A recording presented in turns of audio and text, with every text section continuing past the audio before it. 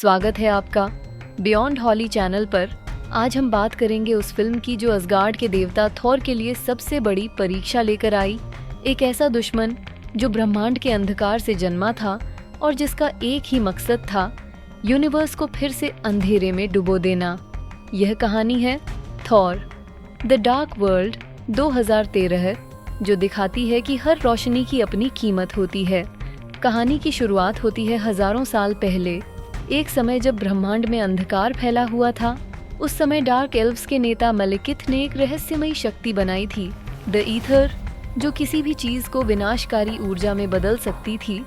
लेकिन ओडिन के पिता बोर ने मैलिकिथ को हरा दिया और ईथर को एक गुप्त स्थान पर छिपा दिया।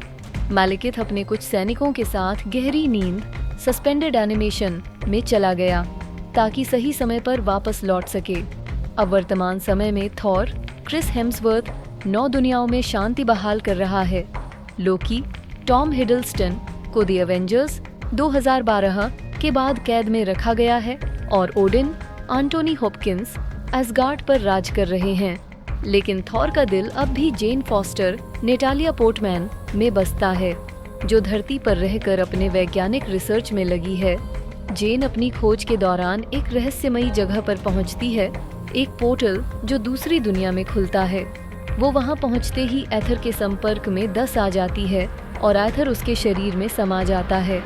इस ऊर्जा के कारण जेन कुछ समय के लिए बेहोश हो जाती है और जब थॉर उसे ढूंढता है तो एथर की शक्ति से उसका शरीर अजीब तरह से चमकने लगता है। थॉर समझ जाता है कि ये कोई सामान्य शक्ति नहीं है। वो जेन को असगार्ड ले जाता है। एथर के जागने से मैलिकिथ भी जाग उठता है। वो अपने जहाज और सेना के साथ असगार्ड पर हमला कर देता है।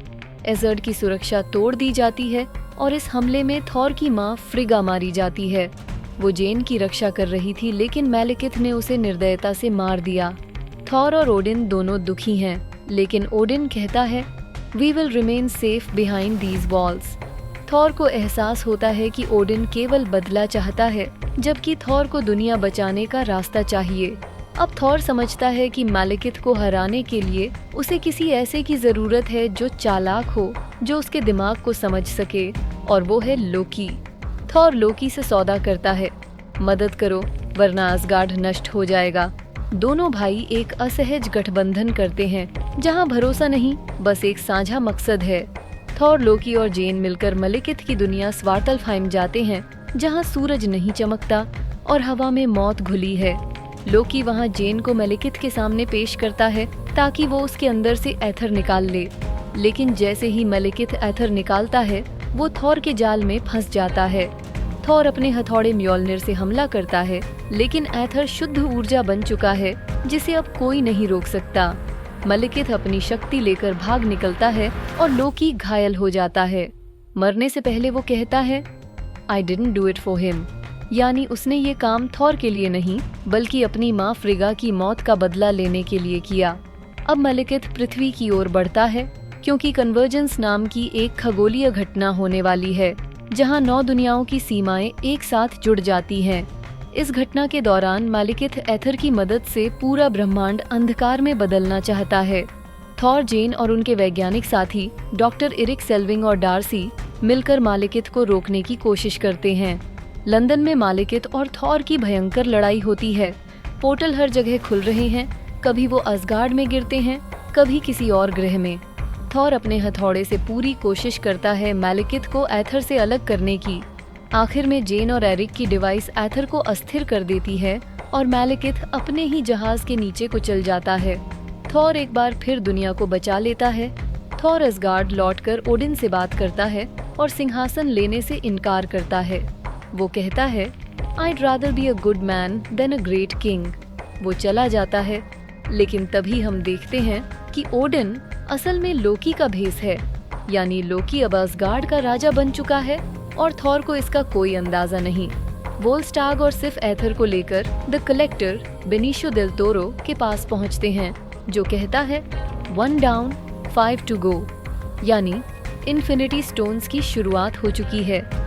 थॉर धरती पर लौटता है और जेन से मिलकर उसे गले लगाता है। उनके प्यार का नया अध्याय शुरू होता है।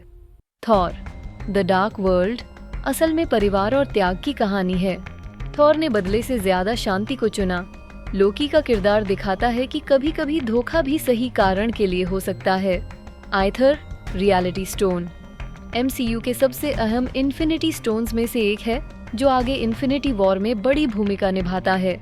तो दोस्तों, यह थी थॉर द डार्क वर्ल्ड 2013 की पूरी कहानी विस्तार से। एक ऐसी फिल्म जिसने एमसीयू को और गहरा और रहस्यमय बना दिया। अगर आपको यह वीडियो पसंद आई हो तो लाइक करें, शेयर करें और चैनल बियॉन्ड हॉली को सब्सक्राइब करना न भूलें, जहां हर मार्वल फिल्म को समझाया जाता है दिल से, डिटेल्स में।